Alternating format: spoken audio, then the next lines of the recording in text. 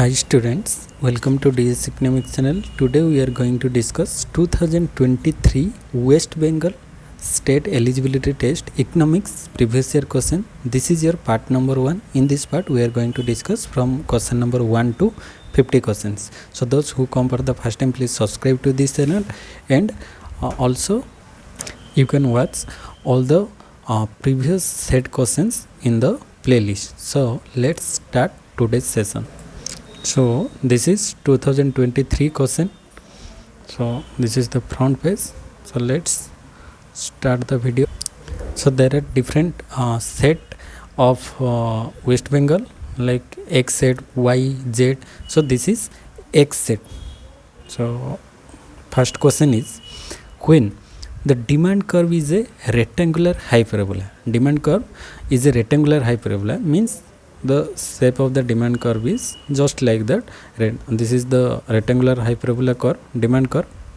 So first one is, total expenditure on the commodity does not vary with change in price. Means when price changes from P to P1, then quantity demand also change from Q to Q1. So when price changes, total expenditure on the commodity does not vary. Means here total expenditure does not change.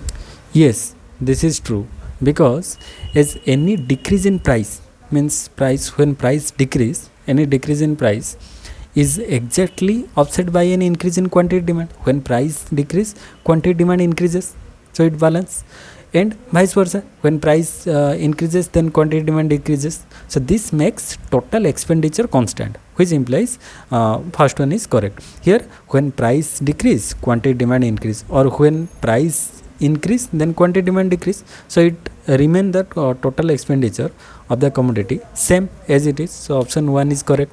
Then the elasticity of demand is unity. Here elasticity of demand is unity or 1. A rectangular hyperbola also implies that the elasticity of demand is unity or ED. Here ED is equal to 1, as any price change result in a proportional change in quantity demand. Here change in price and change in quantity demand are same, change in quantity demand. So keep total expenditure constant. Here if we take example, if 5% reduce in price, then quantity demand also rise 5%. So here the elasticity of demand is unity, means 5 by 5 is equal to 1. So elasticity of demand is unity in rectangular hyperbola curve. Then the concerned good is necessarily a normal good. The concerned good is necessarily normal good. No, this is not correct, because this does not necessarily mean the good is a normal good. It could be a inferior good with a price elasticity of demand equal to 1. So it is not necessarily always a normal good. It may be other type of goods. So this is incorrect. Then proportion of given budget spent on the commodity remain fixed. Proportion of given budget remain fixed. Yes, here budget remain fixed. Since total expenditure remain constant, the proportion of the budget spent on the commodity also remain fixed. So this is correct. Option IV correct. So here correct option about a rectangular hyperbola demand curve is option 1, 2 and IV. 1, 2 and IV are true. So 1, 2 and IV. Option B. Option B is the right choice here. So 1 number, option B is the right. Then come to question number 2. Question number 2. The tendency of purchasing a commodity by someone only because others in the society are having this is known as what? It known as. It is by the demonstration effect, means others buy, we also buy, means other buy iPhone, we also buy iPhone. So this called as demonstration effect, or it is otherwise called as bandwagon effect. So option number B is the right choice. Veblen effect means when we purchase luxurious item, when price of that good increases, its demand also increases in case of luxurious good. So it is called as Veblen effect. Then snob effect means when others It is a rare product, rare paintings, rare article. So that is snob effect. So the right option is bandwagon effect, or it is otherwise called as demonstration effect.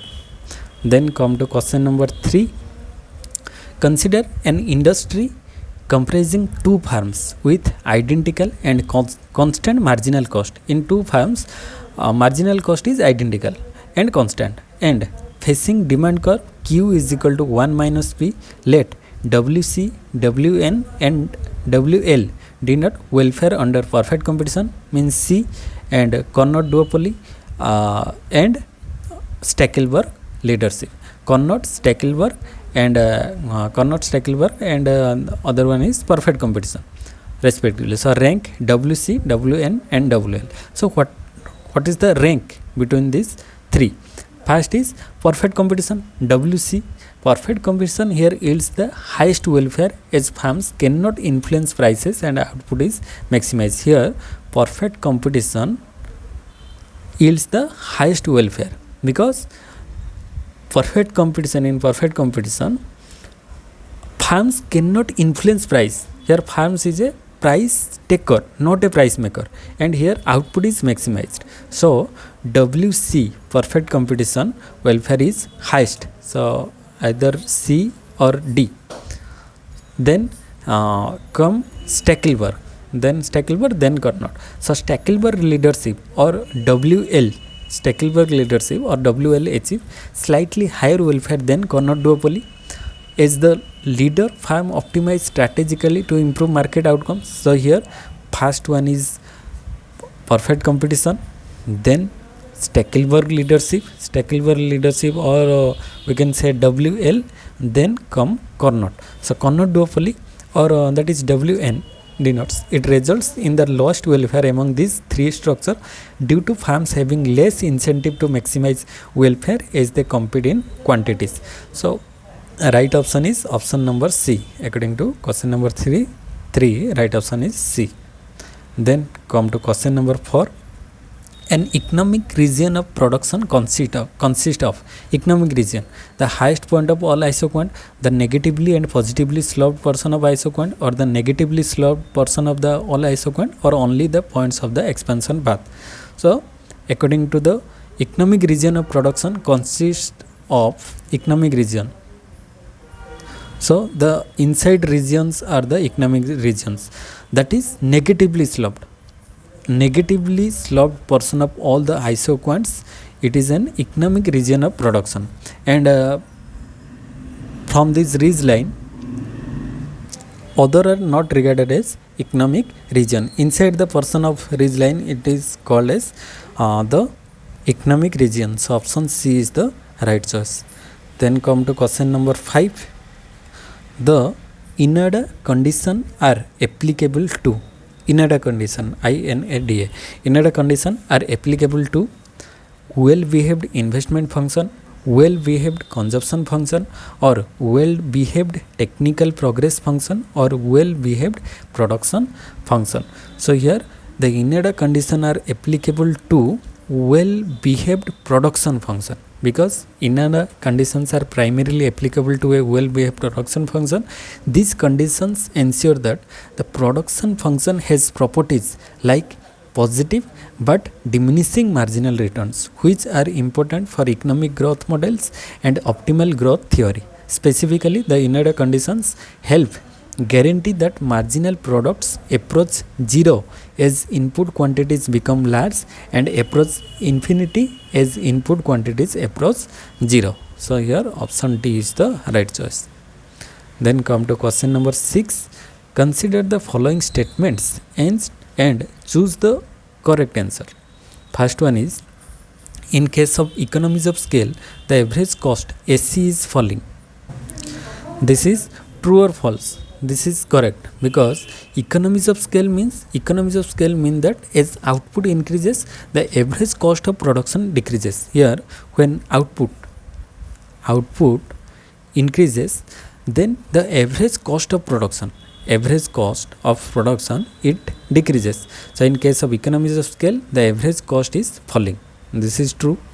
Then Second one is in case of convexity of cost function, marginal cost is falling. In case of convexity in cost function, marginal cost is falling. No, this is incorrect, because a convex set function typically implies that marginal cost is rising. Here marginal cost is not fall, it rise. So option 2 is incorrect. Then in case of concavity of cost function, marginal cost is falling. Yes, this is correct. In concavity cost function, marginal cost is falling, because when the cost function is concave, marginal cost decreases as production increases. When production increases, marginal cost decreases in case of concavity, not in convexity. It is in case of concavity. So option 3 is correct. Then in option 4, in case of economies of scale, marginal cost greater than average cost. In case of economies of scale, here marginal cost greater than average cost. No, this is incorrect. Marginal cost do not greater than average cost, because with economies of scale, marginal cost is usually less than average cost, as both marginal and average cost are fall. Here in case of economies of scale, here marginal cost is less than average cost. This is the right choice. So option IV is incorrect. So here only option 1 and 3 are correct. So only 1 and 3 are correct in the option number B. So B is the right choice. Then come to question number 7. Assume that the consumption basket of a utility maximizing consumer consists of only two goods, that is X and Y. Assume further that she spends a quarter of her income on good X. Quarter of her income means if income is 1, then 1/4 quarter of her income spent on good X, and the income elasticity of demand for good X is 0.5. Then what is the income elasticity of demand for good Y? So here we have to find out the elasticity of demand, income elasticity of demand for good Y. Good X is given, we have to find out the value of good Y. Question is, a consumer consists of only two good, that she spends a quarter of her income. She spends a quarter of her income, means a consumer spends a quarter. Quarter means it is from 100%, it spends only 25%. So 25% of her income on good X. So this means the expenditure share on good Y is, here good X expenditure share is 25, and good Y is equal to 1 minus 25%. 1 minus 25%, or we can say 1 minus 0.25. 1 minus 0.25 is equal to 0.75, or we can say 75%. So a consumer spends 25% on good X and 75% on good Y. Then income elasticity of good X is equal to 0.5. Income elasticity on good X is 0.5. So since the consumer is maximizing utility, the weighted average of income elasticity for good X and Y must be equal to 1. So here weighted average of income elasticity, if we derive this value, so first one is good X is 0.25 into EX plus 0.75 into income elasticity of good Y, that is equal to 1. So by solving this equation we get the value of Y. So 0.25 into EX means income elasticity of good X, that is 0.5. So just put the value. So 0.25 into 0.5 plus 0.75 into EY. So 0.75 into EY is equal to 1. So by solving this equation we get the value. So 0.25 into 0.5, that is 0.125 0.125 plus 0.75 EY equal to 1. So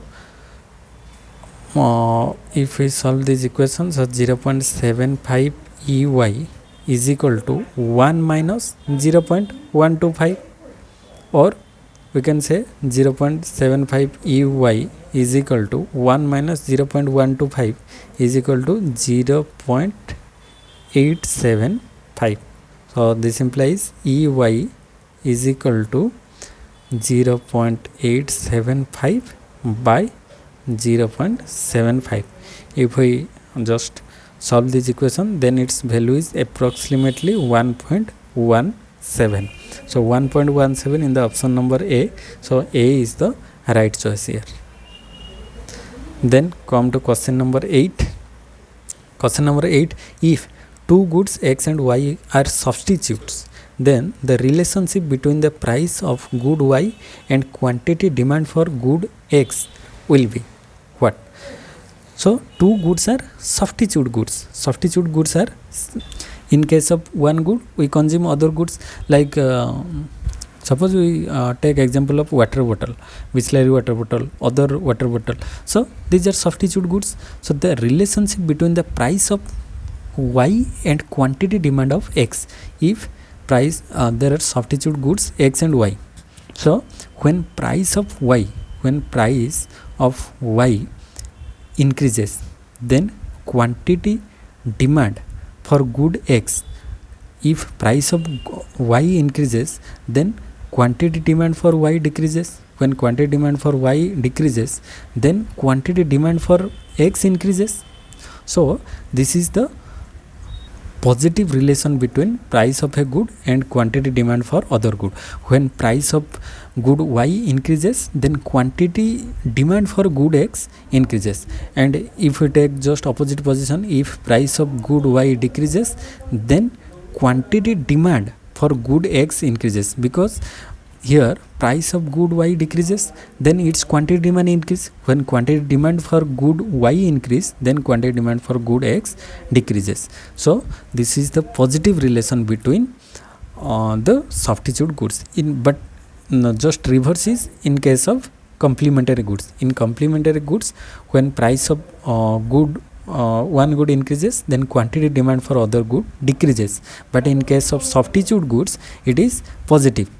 When price of one good increases, then quantity demand for other good, that is, increases. So it is positive relation. So 8 number option A is the right choice.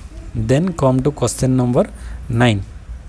Question 9 is, for utility function of a risk averse individual, the utility function of a risk averse individual. Risk averse means who do not want to take risks. So a risk averse person's marginal utility of wealth or income, that is, decreases as wealth or income increases. So for utility function of a risk averse individual, the marginal utility would be increasing? No, the marginal utility would be constant, or the marginal utility would be first decrease then increase, or the marginal utility would be decreasing. So marginal utility would be decreasing for a risk averse individual. Why? Because for a risk averse individual, utility increases with wealth or consumption, but as a decreasing rate, because each individual unit provides less satisfaction than the previous one. So this concept is known as diminishing marginal utility and is a key feature of risk aversion. So question number 9, right option is option number D. Then come to question number 10, mathematical question. Given the demand function P is equal to 45 minus 0.5 Q, then the consumer surplus when P0 is equal to 32.5 and Q0 is equal to 25 is what? So we have to find out the consumer surplus here. So consumer surplus from demand function, consumer surplus formula is equal to integration of P dx minus P into X. So this is the formula. So we have to find out these values, then put in the equation. So here given demand function P is equal to 45 minus 0.5 Q and the market price P0 is equal to this, and quantity, that is 25. So step by step we find out the value. So first rewrite the demand function to express Q. Here we have to find out the value of Q. So if P is equal to 45 minus 0.5 Q, then minus 0.5 Q is equal to 45 minus P, then Q is equal to 45 minus P by 0.5. So just write Q value is equal to 45 minus P by 0.5. So by solving this equation means 45 by 0.5 minus 1p by 0.5. So 45 by 0.5, that is 90, minus 1 by 0.5, that is 2. So 90 minus 2p. So now that is, it is called as dx. P is given, dx, then just p into x value we put the value. So here set of the integral for consumer surplus, integration p is equal to 32.5 and p is equal to here 45, maximum will next to pay. So consumer surplus is equal to here, if we find out the consumer surplus, then integration of, in this equation, that is limit is 32.5 q0 and p0 is equal to 45, then 90 minus 2p into tp. So by substituting the limit p is equal to 45 and p is equal to 32.5, so consumer surplus is equal to 90p minus p square. So consumer surplus is equal to here 90p minus p squares, and limit value is equal to, upper one is 45 and lower one is 32.5.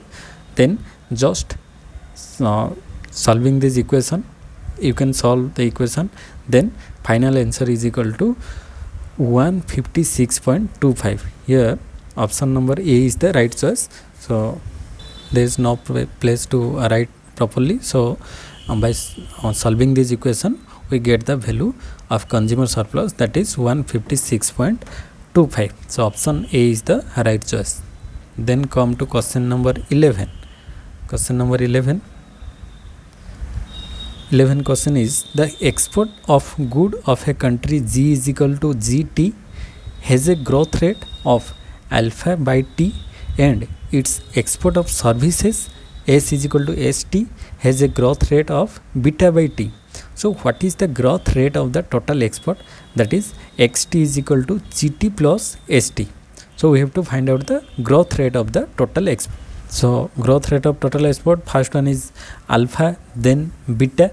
So alpha plus beta by T. So alpha plus beta by T. Then first one is G and second one is S.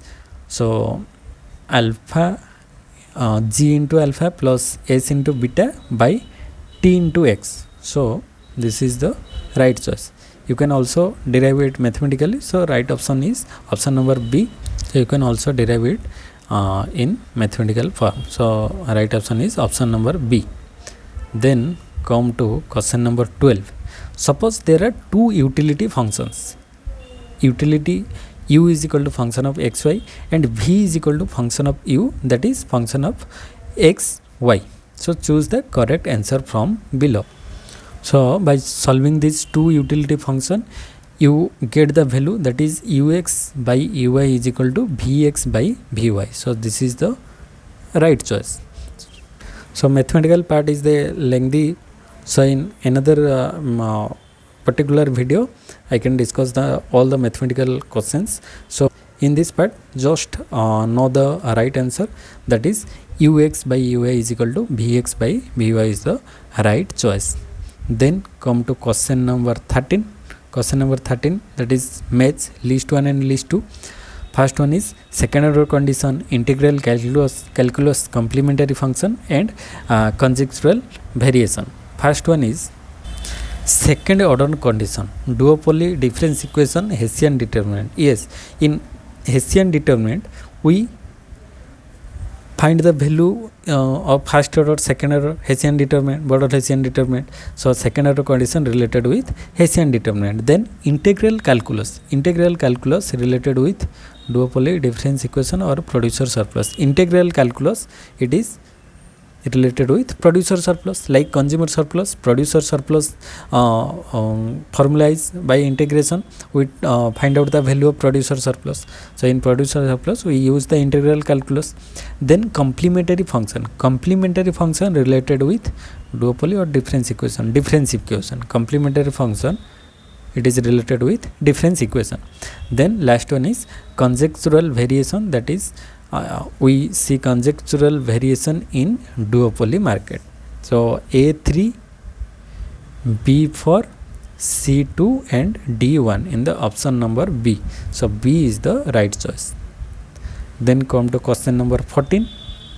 14 number question is, if the marginal revenue MR and average revenue AR be equal.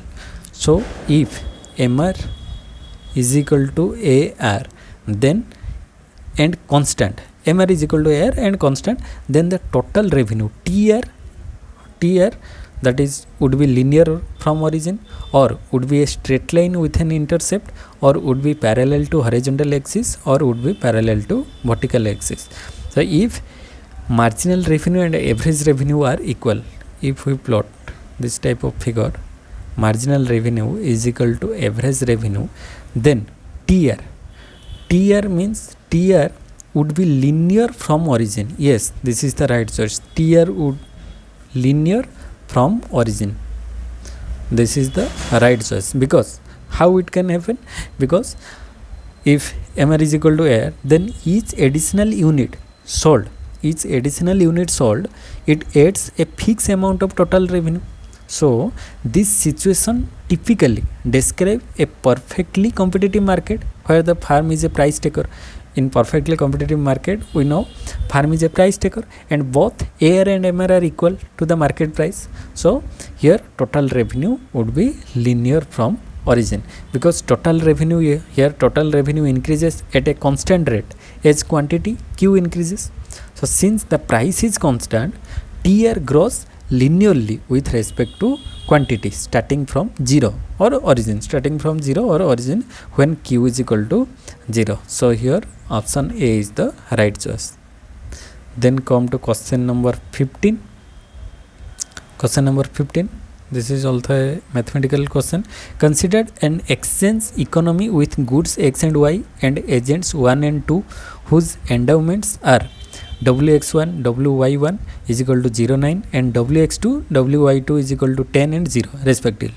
So the utility function of 1 and 2 are, utility of 1 is equal to xy is equal to minimum of xy, and utility 2 of xy is equal to minimum of xy respectively. Then the allocation that gives 10 9 and 1 10 9 to 1 and 0 0 to 2. So allocation for 1 is equal to 10 9 and for 2 is equal to 0 0. Then what happened? Then Pareto efficient but not a competitive equilibrium allocation, or neither Pareto efficient nor a competitive equilibrium allocation, or a competitive equilibrium allocation that is not Pareto efficient, or a competitive equilibrium allocation that is Pareto efficient. So we have two agents in an economy, that is X and Y. Then agent 1 has the endowments of 0.9, agent 1 is that is 0.9 and a utility function E1 minimum of xy. Then agent 2 has endowments of 10 0. This is 1 and this is 2. This is for 2, and its utility function U2 is equal to minimum of xy. So the proposed allocation gives agent 1, that is agent 1 is first one is 10, agent 1 is 10 9 and agent 2 is 0 0. That is proposed allocation. So first analysis of Pareto efficiency and competitive equilibrium. So first analyze the Pareto efficiency. Here Pareto efficiency, for the allocation of Pareto efficiency, we must ensure that there's no other feasible allocation that would make one agent better off without making the other worse off. So here given agent 2's endowments, that is 0 0, and they have 0 utility in agent 2 endowments, allocating any positive amount to goods agent 2 would reduce the allocation from agent 1, who already receives 10 9. Agent 1 received 10 9 but agent 2 received 0 0. So a bundle that maximize their utility. So therefore there's no feasible reallocation that would increase agent 2's utility without reducing agent 1's utility. So hence the allocation is Pareto efficient. So if we increase the agent 2's utility, then we have to decrease agent 1's utility. So it is called as Pareto efficient. then come to competitive equilibrium. So for this allocation to be a competitive equilibrium, it must satisfy the condition where each agent is maximizing their utility given their budget constraint and the market clears. So in this allocation, agent 1 has a bundle that is 0,9, which maximize their utility given their preferences for balanced consumption, that is minimum XY, and agent 2 has a 0. Agent 2 has a 0 demand for goods given that receive nothing. So since agent 1 here, agent 1 is maximizing their utility and there is no excess demand or supply in the market, this allocation can also be considered a competitive equilibrium. So this function or allocation, first it give parity efficient condition and both competitive equilibrium. It gives parity efficiency and competitive equilibrium. So correct answer is first one is parity efficient but not a competitive equilibrium. This is incorrect. Then neither parity efficient nor competitive. This is incorrect. Then a competitive equilibrium allocation that is not parity efficient. This is incorrect. Then a competitive equilibrium allocation that is parity efficient. Yes, this is the right option because it gives parity efficient as well as competitive equilibrium. So option D is the right choice. Then come to question number 16. In economics, the open market operation refers to an action of by. Open market operation, it is the action by SEBI, Security Exchange Board of India, or Reserve Bank of India, or commercial banks or private bank. Open market operation, it refers to an action by the RBI, Reserve Bank of India. Reserve Bank of India has two tools, that is one is quantitative instrument and other one is qualitative instrument like CRR, SLR, margin requirements. So these are the qualitative and quantitative instrument. So one is open market operation. Open market operation means sale and purchase of government securities in open market. It is the action by the Reserve Bank of India. So option B is the right choice. Then come to question number 17. In the complete Keynesian model, a money wage cut is completely ineffective in raising the level of employment when LM curve is vertical on Y minus R plane, or IS curve is horizontal on Y minus R plane, or aggregate demand curve is vertical on YP plane, or aggregate demand curve is horizontal or YP plane. So first one is, in complete Keynesian model, a money wage cut is completely ineffective. Money wage cut is completely ineffective in raising the level of employment when the aggregate demand curve is vertical. Aggregate demand curve is, when aggregate demand curve is vertical shape, then this type of situation arises. Aggregate demand curve is vertical on YP plane. Means a vertical aggregate demand curve in the YP plane would mean that output Y does not change with price level P. So here output Y same, but price level, when price level increase or decrease, but output is same here. So this scenario does suggest that a wage cut which would typically reduce the price level would be ineffective in influencing output and employment. So a vertical aggregate demand curve in Keynesian model implies that changes in wages do not impact the level of output or employment, making a wage cut ineffective in raising employment. So option C is the right choice. Then come to question number 18. In the classical macroeconomic framework, the volume of aggregate supply expand as money supply increases, government expenditure increases, production organization improve, or none. So in classical macroeconomic framework, the volume of aggregate supply expand when aggregate supply expands.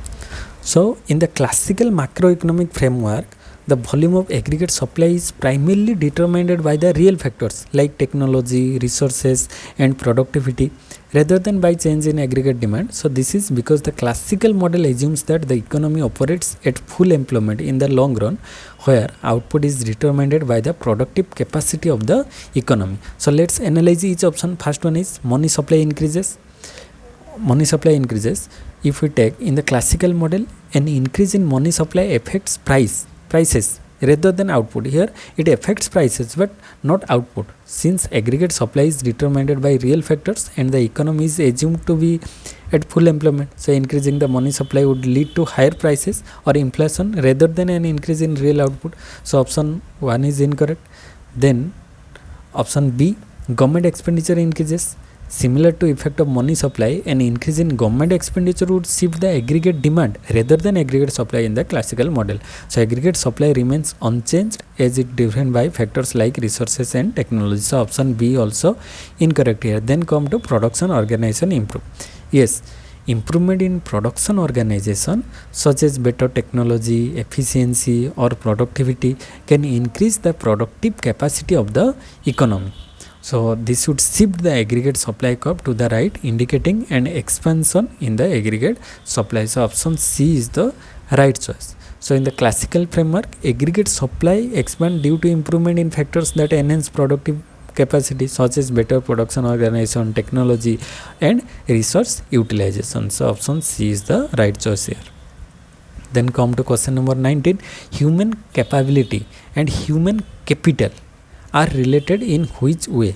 Human capability and human capital are related in which way? First one is they are complementary, completely separate concept, or former is a much larger superset of the latter, or the latter is a significantly larger superset of the former, or they are similar concept. So if we take example here, first one is much larger, then means human capital is larger than human capability is larger than human capital, because if we take human capital refers to what? Human capital refers to the economic value of a worker's experience, skills, including different type of education, training, intelligence, skills, health and other factors that contribute to the individual's productivity in the economic terms. But human capability means, on the other hand, human capability is a broader concept. Here human capability is larger than human capital, because human capability is a broader concept that encompasses not only skills and knowledge but also the freedom and opportunity individuals have to achieve the life, the value. So this concept was developed by capability approach developed by Amartya Sen and focus on individuals' ability to lead fulfilling lives beyond just economic productivity. So human capability is greater than human capital. So they are completely separate concept. No, former is a much larger superset of the latter. Yes, former means first one is larger than the second. So option B is the right choice. Latter is larger. No, this is incorrect. Similar incorrect. So only option B is the right choice, because human capability is larger concept that includes aspect of human capital but also emphasizes individuals' broader well-being and ability to pursue value life outcomes. So option B is the right choice here. Then come to question number 20. In the context of the problem of financing economic development, Kaliki proposes what? Kaliki proposes green revolution, socialist revolution, land reforms or black revolution. Kaliki proposes land reforms, because in the context of financing economic development, Michael Kaliki did indeed emphasize the importance of land reform in the addition to its idea about income redistribution, industrial investment. So Kaliki argued that land reform are essential for increasing agricultural productivity, reducing inequality and creating a foundation for sustainable economic development, especially in the agrarian economies. By redistributing land to small farmers, he believed it could enhance rural incomes, create demand for industrial goods and thus support broader economic growth. Then come to question number 21. In the monetarist framework, money is neutral. No, this is incorrect. And the effect of a money supply change on employment is uncertain. Yes, it may true. Then money supply change is always effective in influencing employment. No, not always. So this is incorrect. Then money supply change is always ineffective. No, this is always and always are not correct, and money is neutral not correct. Only option B is the right choice. In the monetarist framework, the effect of a money supply change on employment is uncertain, because this option suggests that the impact of a change in the money supply on employment can vary and is not straightforward. So monetarists acknowledge that in the short run there can be effects on employment due to price, stickiness and other factors, making this statement somewhat valid in the context of their framework. However, monetarists typically do have a view that money changes can vary predictable short-term effects. So here option B is the right choice according to monetarist. Then come to question number 22. In the real business cycle theory, money supply is exogenous, endogenous, fixed or fluctuating. In real business cycle, money supply is a endogenous factor. So option B is the right choice. Then come to question number 23. The best way to handle a situation of stagflation is. Stagflation means stagnation, and inflation means economy is stagnant at that time, and also inflation situation arises at that time. So both situation arise at a time, that is called stagflation. So the best way to handle a situation of stagflation is monetary expansion, fiscal expansion, production subsidy or information dissemination. So stagflation is an economic situation characterized by stagnant economic growth, high unemployment and high inflation simultaneously. So first one is by monetary expansion. If we increasing the money supply, it can stimulate the economy but may also lead to higher inflation. Money expansion means it will lead to higher inflation, which is counterproductive in a stagnation scenario. So this is incorrect. Then by fiscal expansion. Fiscal expansion involves increasing government spending and reducing taxes to stimulate economic growth. While this can help reduce unemployment and boost demand, it may also worsen inflation, because especially if economy is already experiencing high inflation, that it may lead to more inflation at that time. So fiscal expansion is also not correct here. Then production subsidy.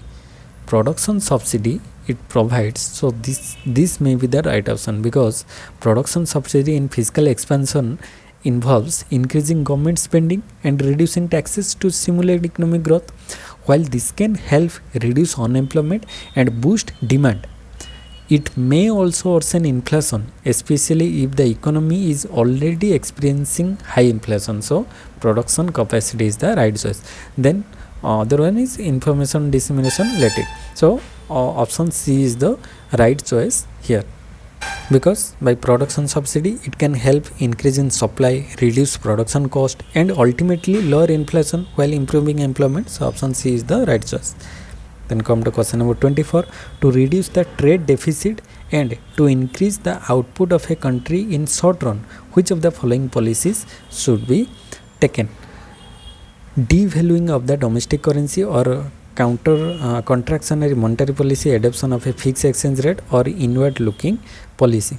So to reduce the trade deficit and increase the output of a country in the short run, we take devaluation of the domestic currency. Yes, this will be the right option, because devaluation of the domestic currency makes exports cheaper and more competitive in international markets while making imports more expensive. So this could lead an increase in export and a decrease in imports, so helping to reduce the trade deficit and potentially increase output in the short run.